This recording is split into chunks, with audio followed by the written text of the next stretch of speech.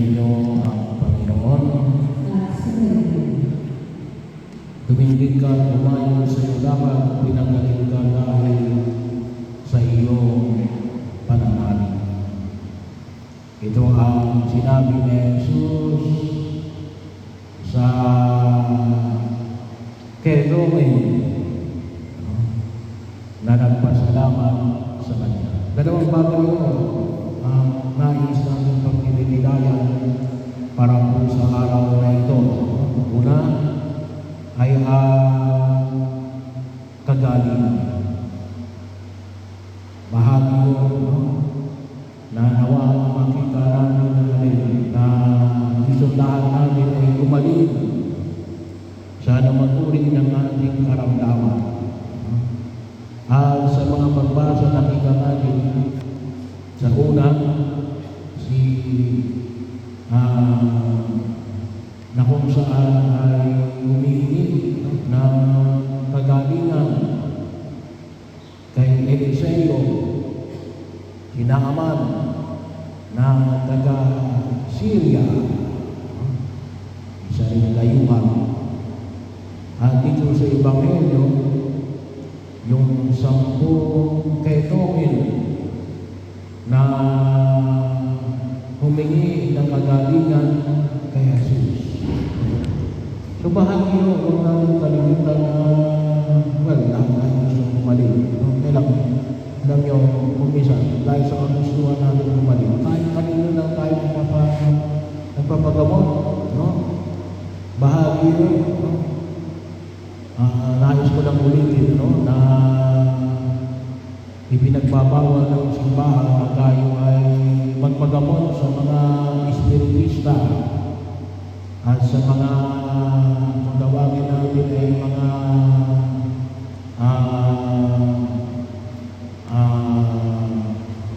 itinuturing natin mga faith healer ng ibang pananampalataya, no?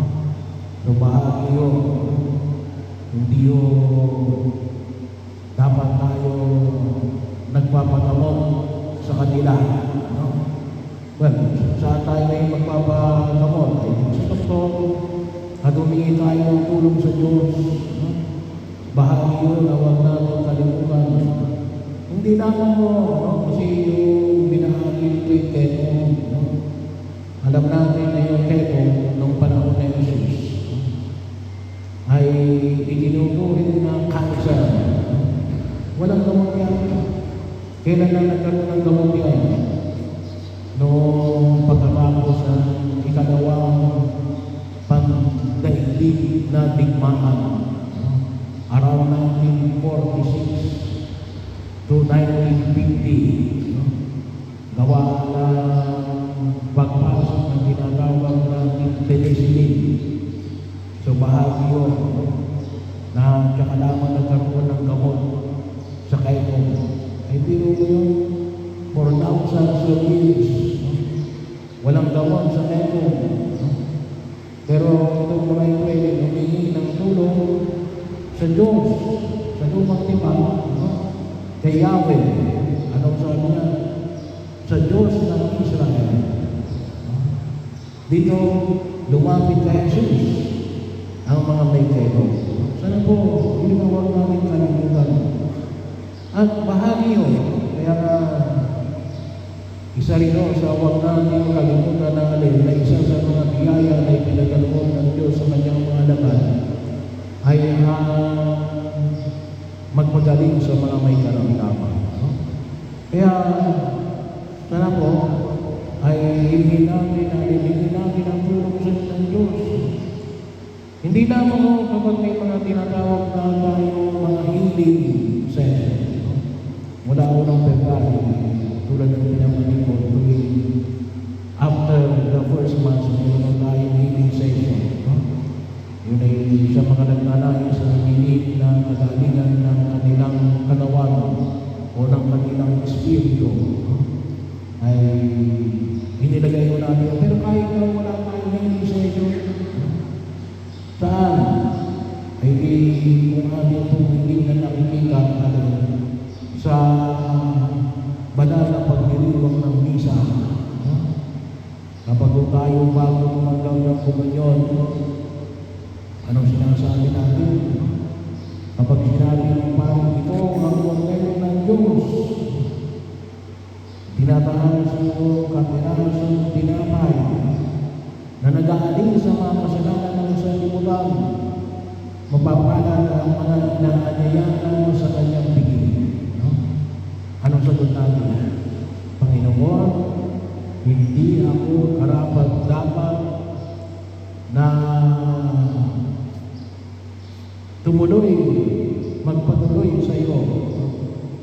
Ngunit sa isang salita mo lamang ay gagaling na ako. No? Ngunit sa isang salita mo lamang ay gagaling na ako. Sana po pumasok sa ating kaisipan at sa ating kalinangan yung mga salita binabanggit namin sa loob ng banal na pagdiriwang ng misa. Kaya ano yung makita natin? Magsipat tayo pag-alam ng linggo. Kasi dahil natin sa pagdiriwang ng Diyos sa lahat ng uri ng ating karamdaman. At kung walang handa, tumanggap ng komunyon. Dalawa lang naman yung hadlang para hindi tayo makatanggap ng komunyon. Una ay yung isang oras na hindi pagkain. Hindi tayo kakain bago mag-isa. Naaabot ng isang oras bago mag-komunyon. At pangalawa, walang kasalanan malaki. Hindi kung may kasalanan malaki, mag-umpisa. Pero bahagi yun. Yan din po yung dahilan kung bakit bibigyan natin ng pansin na yung mga kapatid natin na mga may sakit na hindi na makapunta sa simbahan ay makumpisan at mapahira ng Santo Oro. Kasi pagkatapos natin, every Sunday ay sila ay mabigyan ng komunyon ng ating mga lay ministers of Holy Communion. No?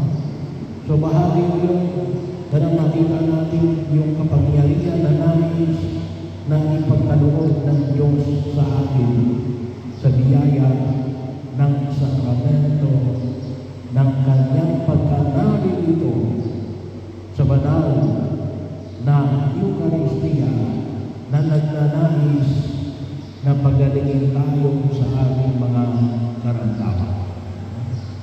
Pangalawa, pagkatapos pagalingin, ano po yung ginawa? Yung sa Ebanghelyo natin, nagbalik kay Jesus para magpasalamat. At anong sabi ni Jesus? Ito isang Samaritano. Bahagi yun, alam naman natin, na may halika ng mga Hudyo at mga Samaritano. Kasi yung mga Samaritano, yun din po ay mga Israelita. Kaya lang yung story niya, hindi naman siguro, pagbibigyan natin ng pag-inilay, medyo malalim yung kanilang alitan. Pero ano sabi niya, pinuri niya Jesus yung Samaritano. Bakit?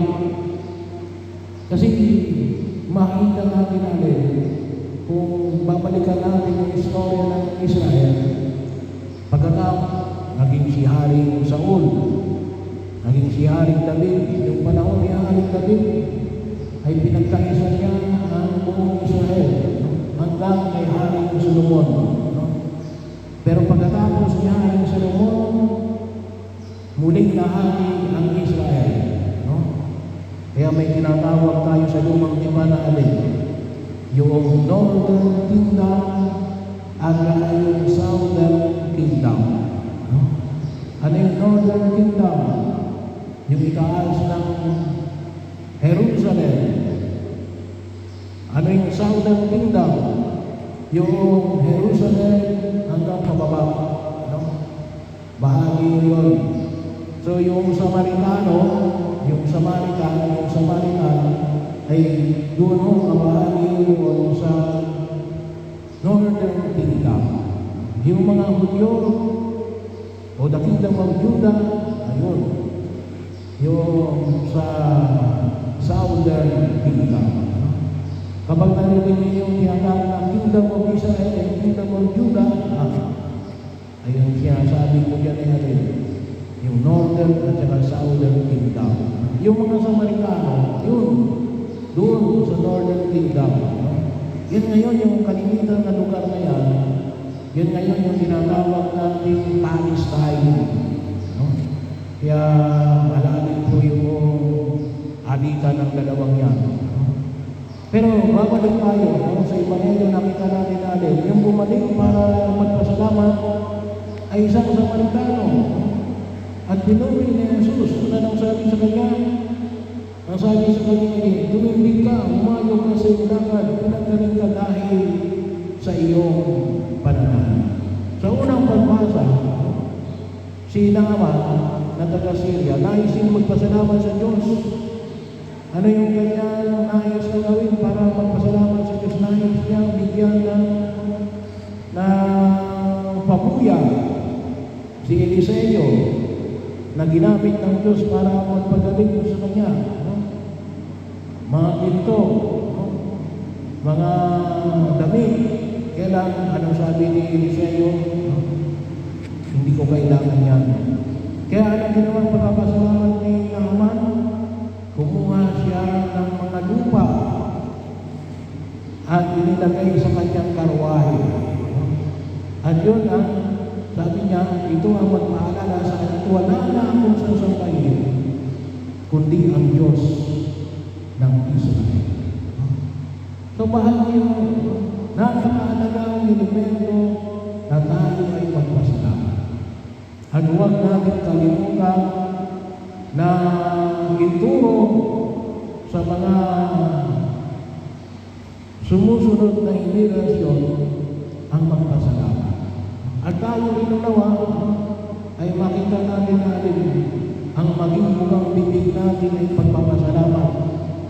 Kaya kung minsan ano nangyari sa atin, na naging mukhang bibig natin ay puro na ng reklamo. Hindi. Magpasalamat tayo. Marami tayong dapat ay pagpapasalamat. Alin? Ang biyaya ng buhay. Tayo nakakita-kita pa kayo sa araw na ito. Ang biyaya ng pamilya. Ang biyaya ng malayang pagkilos. Ang biyaya ng malayang pagsamba sa Diyos. Bahagi yun ang kung saan natin yung huwag natin kaligtaan. Sana po ay yung ating pagbuhay sa daigdig na ito ay palaging pagpapasalamat.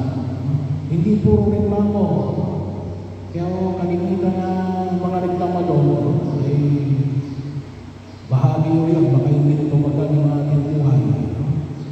At muli babalik tayo sa kahalagahan ng banal ng pagdiriwang ng misa. Magpasalamat tayo sa atin. Yung banal na misa, ang tawag ako natin ay Eucharistia. Na nanggaling sa salitang Grego na Eucharistia. Anong ibig sabihin? Pagpapasalamat. Thanksgiving. Kaya bakit tayo magsisimang pag-aaral namin kung hindi lang sa tinalagang batas na Jesus, ang batas ng Diyos. Ngunit para ang buhay natin ay isang buhay natin, maging puno ng pagpapasalamat. Sapagkat maaaring sa gitna ng ating mga hamon na hinaharap sa daigdig na ito, hindi natin kumisa na pagpapasin yung mga tagumpay natin ay dapat rin natin ipagpasalamat sa harapan ng Diyos. Kaya magpasalamat tayo at nawa maraming salamat sa mga pagkakataon na pinagkakaloob ng Diyos sa bawat isa sa atin. Kaya yun ang pinahayagan ni Jesus. Tumindig ka at umanong sa iyong langit. Pinagaling ka dahil sa iyong